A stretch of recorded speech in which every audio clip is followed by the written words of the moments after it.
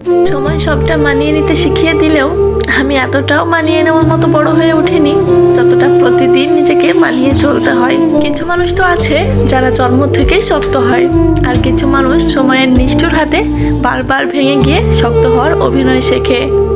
আমি হয়তো সেই দ্বিতীয় দলেরই মানুষ। বাইরে থেকে সবাই ভাবে আমি ঠিক আছি, সব কিছু সামলে নিয়েছি। আমার মনে হয় প্রতিদিন একটু একটু করে আমি নিজেকে হারিয়ে ফেলছি। এমন অনেক কষ্ট আছে যেগুলোর কোনো শব্দই নেই, এমন অনেক কান্নাও আছে যেগুলো চোখ পর্যন্ত পৌঁছাই না, শুধু বুকের ভেতর নিঃশব্দে জমে থাকে আর মানুষটাকে ধীরে ধীরে ক্লান্ত করে দেয়। জীবন আমাকে এমন এক মোড়ে এনে দাঁড় করিয়েছে যেখানে শ্বাস নেওয়া যায়, দায়িত্ব পালন করা যায়, মানুষের মুখে হাসি উপহার দেওয়া যায়, কিন্তু নিজের মতো করে বাঁচা যায় না। কি জানেন তো, প্রতিটি সকালই আসে নতুন সূর্য নিয়ে, অথচ আমার কাছে সে শুধু আরেকটা দায়িত্বের দিন। প্রতিটি রাতই তো নামে বিশ্রামের প্রতিশ্রুতি নিয়ে, অথচ ঘুমের আগেই হাজারটা অপূর্ণতা এসে দরজায় কড়া নাড়ে।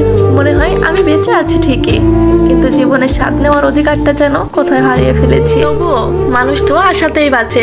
আমিও ভাবি হয়তো আগামীকাল একটু ভালো হবে, পরের মাসে হয়তো ভাগ্য বদলাবে, হয়তো কোনো একদিন এই দীর্ঘ অপেক্ষা শেষ হবে।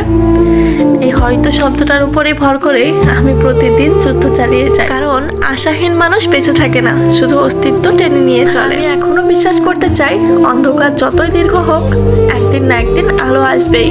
কিন্তু একটা কথা কি জানেন, সেই ভালো দিনের অপেক্ষা করতে করতেই বুঝতে পারি সময় কারোর জন্য থেমে থাকে না। আমারও থেমে নেই। একসময় যে স্বপ্নগুলো রঙিন ছিল সেগুলোই আজ ধুলোয় ঢাকা। যে মনটা ছোট ছোট আনন্দে ভরে উঠতো সে মনটা এখন হাসার আগেই হাজারবার ভাবে। সবচেয়ে কষ্টের বিষয় কি জানেন, এই বদলে যাওয়াটা কেউ দেখেই না। দিন শেষে সবাই তো শুধু ফলাফলটাই দেখে, কিন্তু সংগ্রামটা কেউ দেখে না। সবাই তো সবার হাসি মুখটাই দেখে, কিন্তু হাসির আড়ালে জমে থাকা সেই দীর্ঘশ্বাসগুলো কেউ শোনে না। মানুষ ভাবে আমি মানিয়ে নিয়েছি, অথচ সত্যিটা হলো আমি প্রতিদিন একটু একটু করে নিজের ইচ্ছেগুলোকে হত্যা করছি, শুধু পরিস্থিতির সঙ্গে তাল মিলিয়ে চলার জন্য। পরেও অভিযোগ করি না, ভুলে গেছি অভিযোগ করতে। কাকে নিয়ে অভিযোগ করব, কার কাছে অভিযোগ করব? কারণ জানি প্রত্যেকটা মানুষের বুকেই একটা অদৃশ্য যুদ্ধ চলে, তাই নিজের যুদ্ধটুকু নীরবে লড়ে যায়। শুধু মাঝে মাঝে খুব ইচ্ছে করে কেউ একজন এসে বলুক আর মানিয়ে নিতে হবে না, এবার নিজের মতো করে একটু বাঁচো। হয়তো সেই দিনটা কোনোদিন আসবে, কিংবা হয়তো আসবেই না, তবুও আমি অপেক্ষা করি।